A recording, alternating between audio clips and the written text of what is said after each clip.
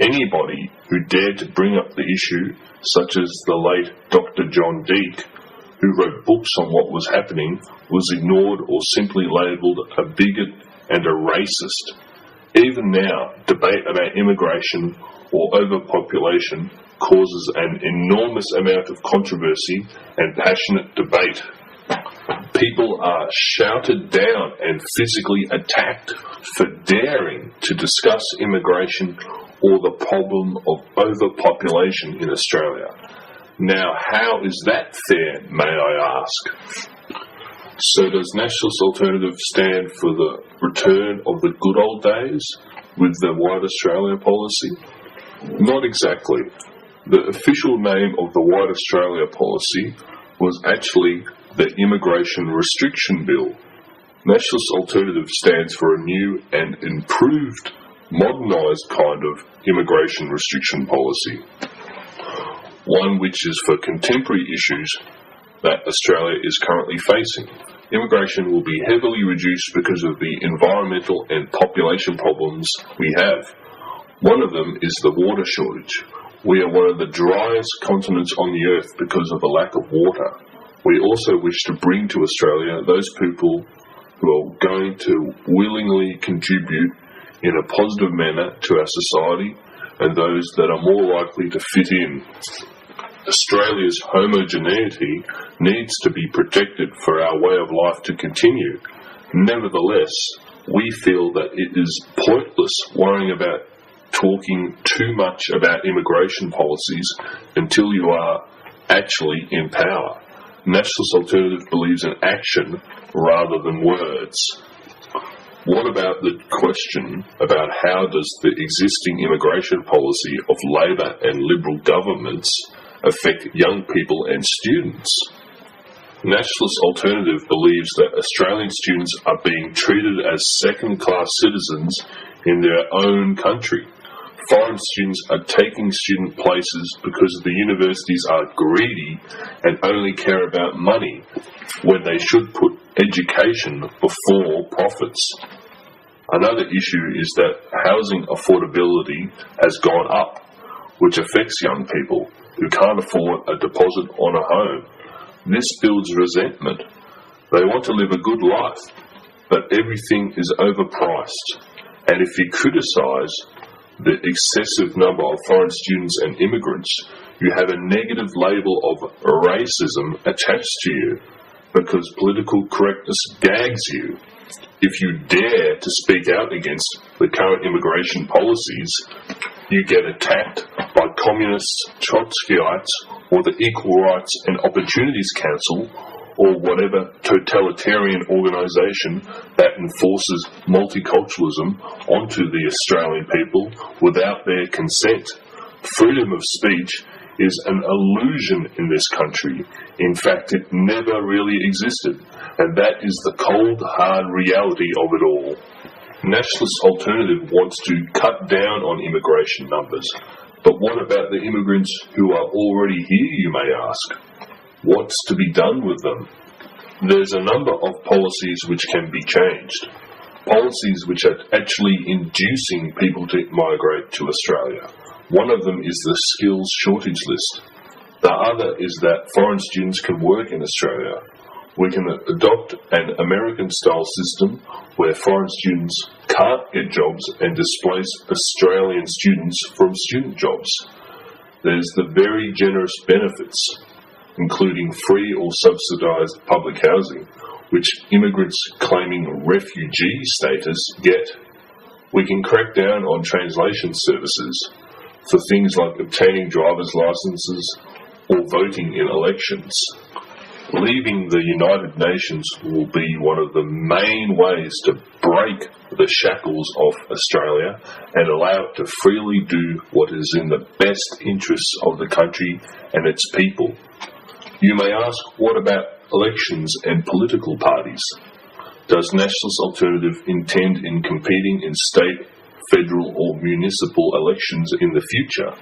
No, not presently. At the moment, we are currently building up a large activist base, with which we intend to win the hearts and the minds of people in the streets.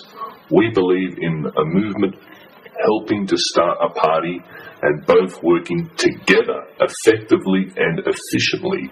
We can create a big mass group of activists who can do regular demonstrations, regular activism, and let the communists, Trotskyites know that we shall dominate the streets and not them. We want to let them know that there is now a genuine opposition, and that is Nationalist Alternative. We are not aligned with any current political parties, and nor do we wish to. Staying fiercely independent is paramount. Now we realise that there's a vigorous debate in the nationalist movement here and in Europe whether or not to support Israel and the Jewish community, because Israel is a democratic state menaced by Islamic fundamentalists. The question is, do Nationalist Alternative actually agree that we nationalists in Australia should take a pro-Israel, pro-Zionist and anti-Muslim stance? First things first, it should be clearly stated that Nationalist Alternative is anti-Zionist, and we should make Western nations aware of the powerful influence that Israel lobbies have in the West. The prime example is AIPAC, one of the most influential lobby groups in America.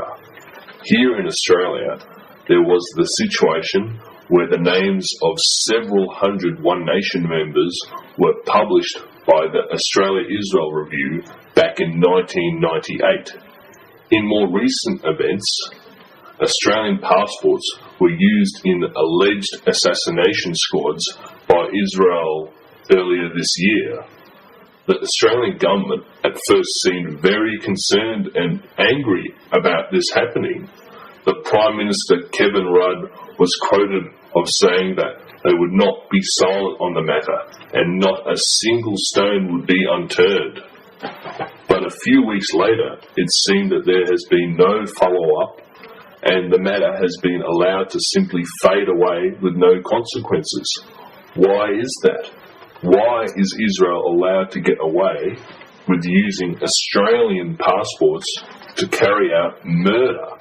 It seems we live in a Western world with a controlled media, and anybody who says anything critical of the Jewish community is automatically crucified and labelled an anti-Semite. Over 60 years of propaganda has brainwashed the general public into thinking that the Jewish community cannot be criticised. If you do that, you are given zero credibility by the political establishment, and you are considered a conspiracy theorist, even if you have hard evidence to back up your arguments.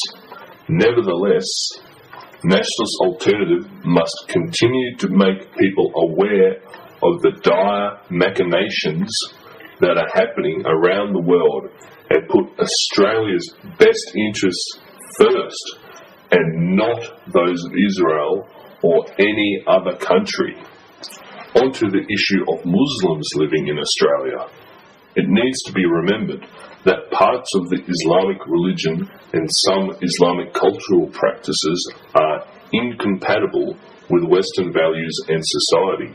Here in Australia, there has been a multitude of dilemmas from individuals within the Muslim community who have Islamist views.